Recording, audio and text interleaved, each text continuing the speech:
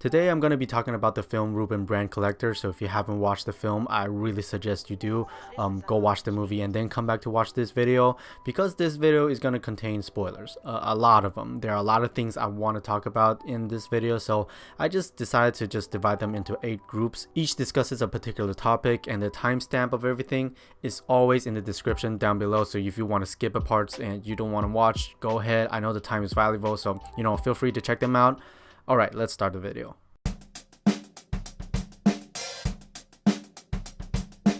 The director's name I don't know how to pronounce, so I'm not even gonna try to, but some of the backstory this film has is that this dude decided to make a feature 8 years ago, so he started drawing out characters. A lot of them I find a lot of similarities with Picasso, and it's true. His main inspiration is Picasso to begin with.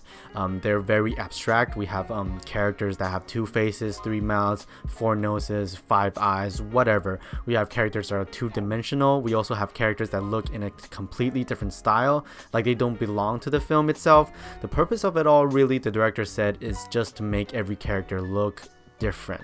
It's just like in real life. So when you pause the film at any point in time, there's something to look at. As time goes by, he started making these characters look more and more like robbers, and that's how the material comes to life. Because the end goal of it all, as he said, is to make an animated feature that isn't boring, that is fun to watch. And I think he absolutely accomplished that on the list. The action sequences in this film are so exciting. I just find myself imagining what would that highway chase scene would look like in live action. Another fun fact is that there are a lot of scenes he just go on Google Maps Street View for point of reference, so a lot of these streets and alleyway you see in the film, they actually exist in real life.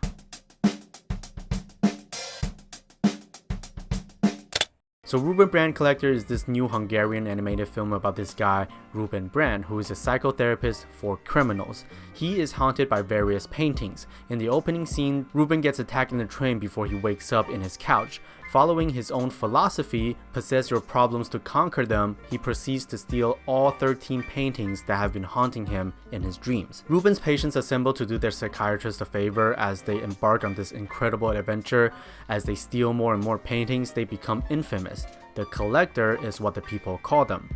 On the other hand, we have Detective Kowalski, who's playing the cat in this chase, running after the mouse as he tries to solve who the Collector is. Next, we have Mimi's employer trying to expose them for the reward of $20 million. And finally, we have Ruben's father's colleague, John Cooper, who will play a major role for Detective Kowalski later in the story by revealing crucial information.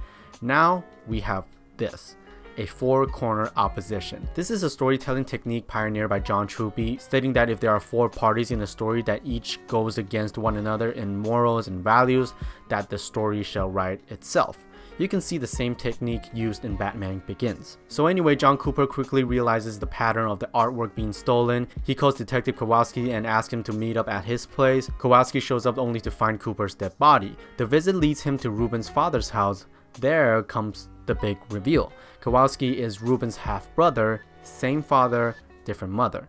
Knowing who the Collector is, Kowalski now goes after Ruben. Just when the team completes the mission of stealing all 13 paintings, Ruben's house collapses, and Ruben wakes up again, in the same train he was attacked in the opening scene. Then we fade to black.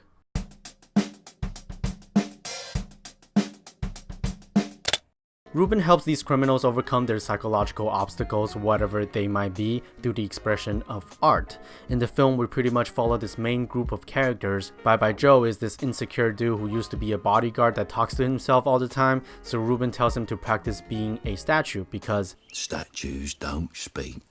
Impressive. Membrano Bruno is one of the most interesting looking characters because he's the only one that is 2-dimensional, meaning that he is flat, since his parents are 3-dimensional and 1-dimensional. Although his problem is that he eats too much, so Ruben tells him to carve his craving for food into stones to contain it. Fernando is creating variations of a 3-note melody to mask his obsession with leaving his signature after each successful security breach. And last but not least, Mimi, a kleptomaniac who steals just because, is here to find out what's missing in her life that made her this way. And Ruben asks her to paint whatever's missing on a canvas because art is the key to the trouble of the mind.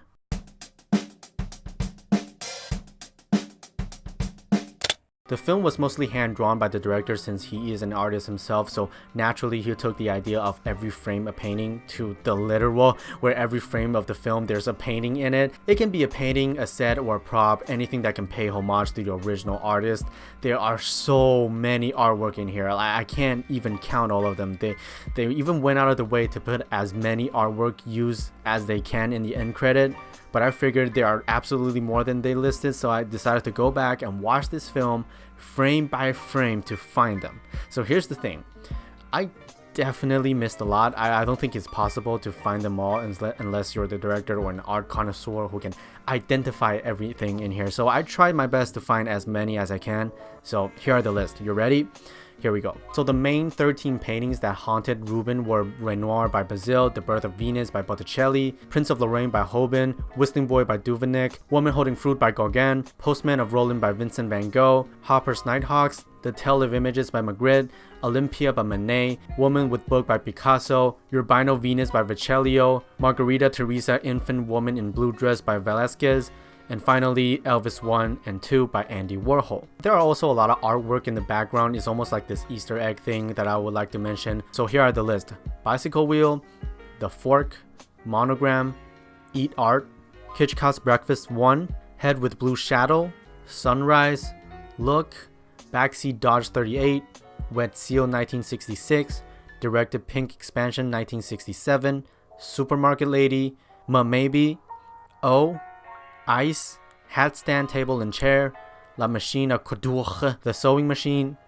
Thumb, Bathtub Collage number 3, Switch Skis Syntax, Circus Acrobats, Paris by Night, Smoker 1, Mouth 12, Nebote, I don't know how to pronounce this one, Camouflage Botticelli, Portrait of Sidney Janis with Mondrian painting, the Rocky statue is over here, 2 minute 33 second with the apple thing, New York Office, The Myth of Daphne and Apollo, and the one with the ballerina stretching. I can't really find the original work, but I found this that is the closest I can find, but I'm not sure what it's called. The Scream by Ever Munch, Jane Averill, In Bed by Henry, Ya Boy Thinker, Ya Boy David, Ya Boy Medusa is also over here. The Luncheon on the Grass by Edouard Manet, White on White, Leonardo da Vinci's Proportion, The Dream of the Fisherman's Wife and Rashomon, and finally Andy Warhol's Tomato Soup in various scenes. Again, these are just the ones that I found that I can correctly identify, so if you happen to find more or find the ones that I didn't, feel free to comment below.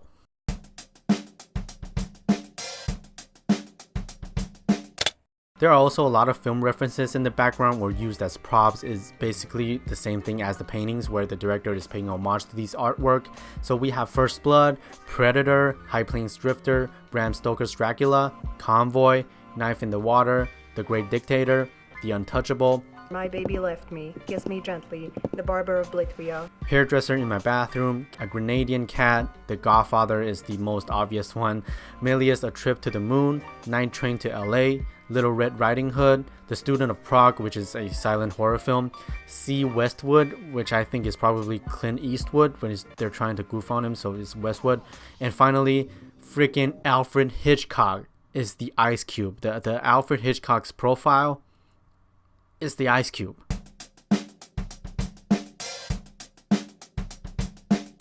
There are also a lot of Easter eggs that are not necessarily related to art, but still it makes it interesting seeing how much detail is put into this project. Like the Pacific 231 Symphony is imprinted on the railing, the writing on the street that translates to "Nothing is real but dreams and love," which is a sentence that is closely related to the film. The drawing of a horse with 31A carved in it apparently is a real association that allows hikers to meet, but I'm not too sure exactly if it is the case or not, so I think that's what it means. We can see Shakespeare and Company over here on the street, an homage to an album, Punk's Not Dead. The composer Bela Bartok's poster is over here, the fight poster of Jack Johnson versus Arthur Craven, the Threepenny Opera, Waiting for Godot, a foreshadow of what's gonna happen in the big showdown by the end of the film. on a laptop over here, the shirts the locals are wearing in the background, literally telling Kowalski who the collector is without him or the audience even realizing it. A local shirt saying "Take your dreams seriously," which is one of the themes of the film. I don't know why, but the number 25 is also a big thing here.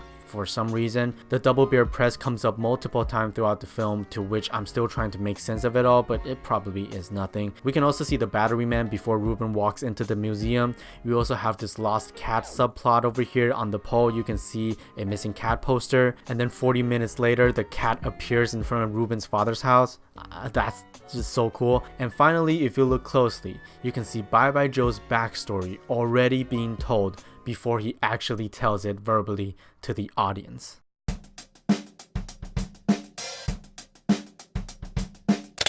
There are also a lot of symbolism in the film that I've found, but here's the thing. Over the time I've been watching films, I find myself overthinking a lot of things when the filmmaker's ideas and messages are extremely simple and easy, and Ruben Brandt Collector can or cannot be one of those, where it seems like there's hidden meaning in a lot of places, but really they're just tokens of some sort that represents a feeling. But don't take my word for it. I'm just an idiot. If you have anything to say about whatever I'm about to say, so just go ahead in the comments, but here are the symbolism I found in Ruben Brandt Collector, and this is what I think and take away from them.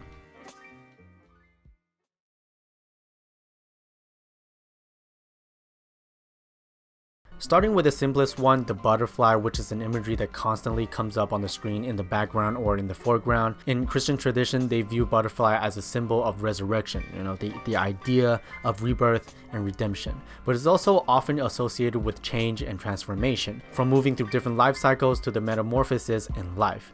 And that's exactly what everyone's doing in the film, right? Ruben, Bye Bye Joe, Mimi, Fernando, and Membrano Bruno, they're all trying to conquer what's holding them down psychologically. And every time the butterfly flies across the screen, each character gets closer to where they are supposed to be.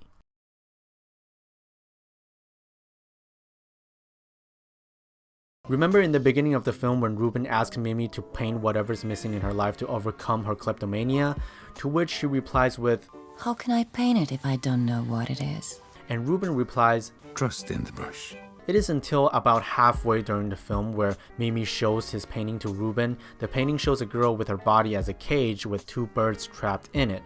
And it is almost by the end of the film, Mimi has this dream sequence where she walks around what seems to be a store. She reaches her hand out for the doll, but the bird in her painting suddenly lands on her arm as if it's telling her not to steal anymore. Mimi grabs the bird and frees it while yelling, "I'm free," as she runs across the meadow. Now, I see the bird pretty literally. Birds can fly, and we see birds as a symbolism for freedom, so I think it's just a totem in Mimi's mind that she needs to be aware of, whatever that might be. And the entire overarching arc is Mimi's trying to realize the existence of the bird in her mind, and therefore letting it go.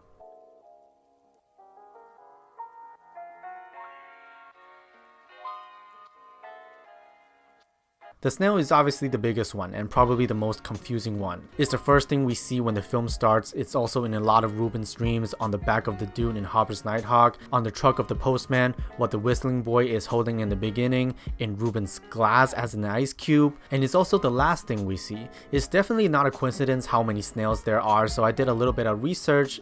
I googled it and read how the snails are written in the script itself. I think I finally get what it's all about. The significant aspect of the snail isn't the snail itself. I think it lies on the shell. Unlike hermit crabs and other animals of the like, the snail animal totem grows its own shell instead of moving in and out of different shells as they grow. This on its own is a great symbol of adaptability. But wait, what shape is the snail's shell? That's right, spiral. And guess what I found? The spiral is a sacred symbol that represents the journey and change of life as it unfolds, taking a labyrinth-like passage that leads to the source. The spiral symbol can represent the consciousness of nature beginning from its center, expanding outwardly. So in a way, I think Ruben's snail is really Mimi's bird. It's everybody's butterfly, the thing he needs to confront. There's one flashback scene where a kid, Ruben, asks his father if he can go outside and play with the snails. Just kind of confirms it all, right? Since it represents growth by looking within oneself. And you know what? This is probably the strongest argument. You know how the film's opening shot and the closing shot is the same with the snail? Well, when I watched the film frame by frame, I figured they're not the same snail. They're not the same snail. The one in the beginning has a spiral shell, and the one in the end has a smooth and glossy shell with no spiral on it, meaning over the course of the film, Ruben went from about to grow to mature after growing.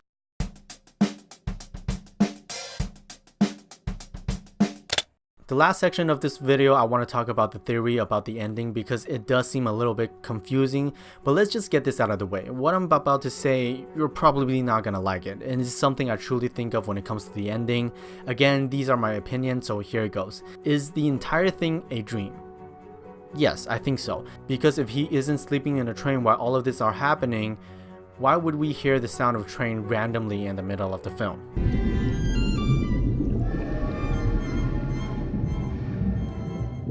But is he still dreaming after he wakes up at the end? This is why I think it doesn't really matter if he's dreaming or not. He might be, or he might be not. The point is that he has overcame his past and therefore became a bigger man. It's like asking by the end of Inception if Cobb is still dreaming. It doesn't matter. What matters is that he's not looking at the spinning top, and that's the point. And I think the same thing applies over here. The fact that in the beginning, Ruben is reading Deep Sleep, and when he wakes up, he's reading Enjoying Art with a black cover, which is the opposite of what happened when Kowalski finds the book of Enjoying Art in John Cooper's house, a white cover. It's kind of like saying we're in different realities here. Is Detective Kowalski and Ruben the same person? Yes, Kowalski is Ruben's subconscious, where one is stealing the art and the other is trying to catch him. How I came to this conclusion is, number one, how the first text we see on screen translates to, in my dream, I was two cats and I was playing with each other, and Kowalski and Ruben are just one of each.